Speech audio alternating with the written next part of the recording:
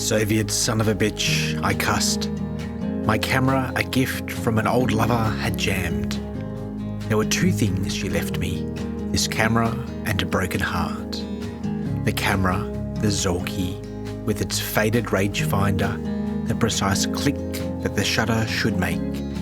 It was smallish, heavy, robust and currently non-functioning, but more about that later.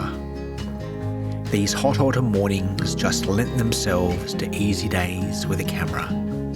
I'd made plans, and I use that term loosely, to meet an old mate. We'd made plans to meet here in the morning, which, to be honest, could be anywhere from 7 a.m. to about 3 p.m.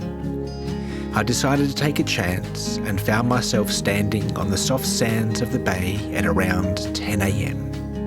If fate favoured me, and it usually did, my friend and travelling companion should be here soon. That mate, Duke Saratoga.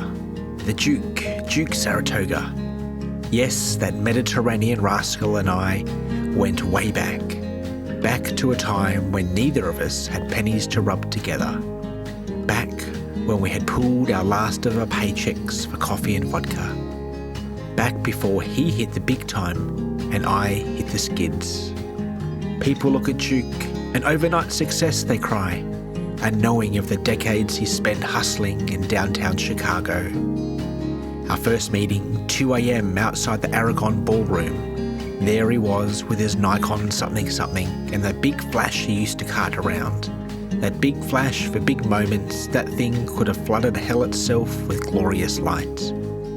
He had a tip from a guy he knew a thing or two, that old Blue Eyes.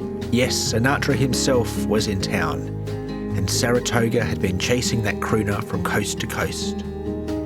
Well, he caught that photo that's now famous world over. But what most people don't know is that seconds before that, I bumped into Duke, nearly spilling a cup of Takeaway Joe all over his grey trench coat. It was a miracle he ever got that shot, but then again, there were many miraculous things about Duke Saratoga. The Duke pulled up in his '88 Lincoln Townie, the town car, metallic gold with a white roof and white sides, you know the one. He got his black suit and snakeskins on, blowing the last puff of smoke from his moustache-lined mouth. It had been many moons and many cups of coffee, many brushes with fame since our first meeting. He just had a knack of knowing where to be, the right place, the right time. People say the stars loved him, and that's true, but Duke, he was the everyman. Coast to coast he had connections, restaurant maitre d's, hotel managers, bouncers, beat cops. He knew what palms to grease. He was like a conduit for information on the rich and infamous. Legend had it that after a while, fixing the Zorki had become a full-time job, and I'd managed to know her quirks well.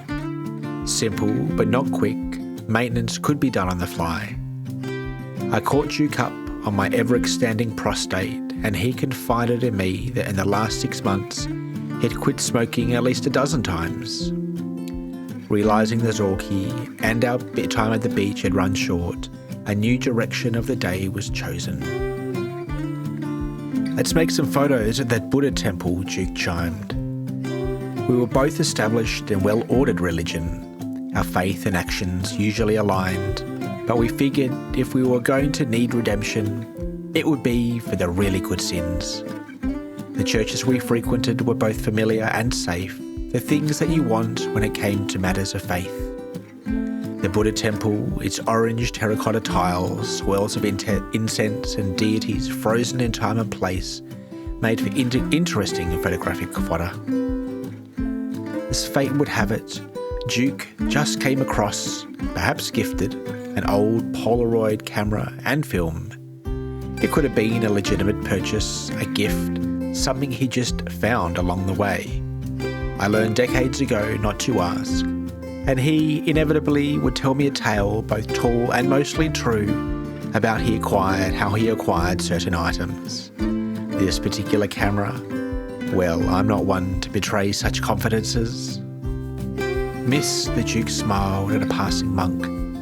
She had a razor-shaved head, Her rust-brown gown partially blended in with the earthy tones of the temple. She was, to our surprise, flicking through some social media on her phone as she glided down the path. Duke held a cigar between his lips, muttering clearly despite the obvious impediment. He held a match pack, the type you used to get at steakhouses and hotel lobbies, with a place you can write telephone numbers on the inside of the packet. Do you remember them? He lit the flimsy match and continued to ask the annoyed-looking monk, "Any ashtrays around?" he asked, pointing to the rows and rows of incense.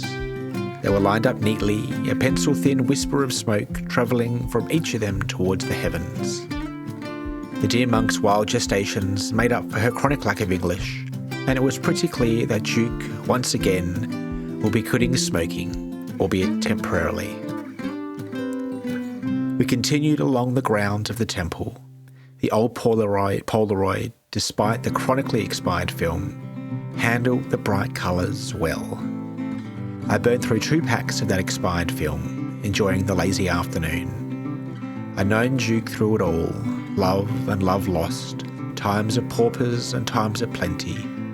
We'd rode the roller coaster of creativity for decades, the highs and the lows. Times when neither of us could make a single photograph or jot a simple word. Times when all the film in the world and all the pages under the sun couldn't contain the explosions of thoughts inside our souls.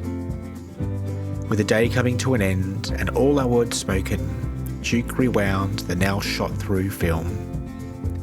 He had a knack of spacing out a roll to last a whole day, like he'd seen in advance every photo he wanted to capture. Behind the smile, the big laugh, the jovial banter, he saw the world in 6x9 frames, and he saw it beautifully. They say a friend loves at all times, and a brother is born for a time of adversity. Duke, it's been a pleasure. Love God, love others, and take time to listen.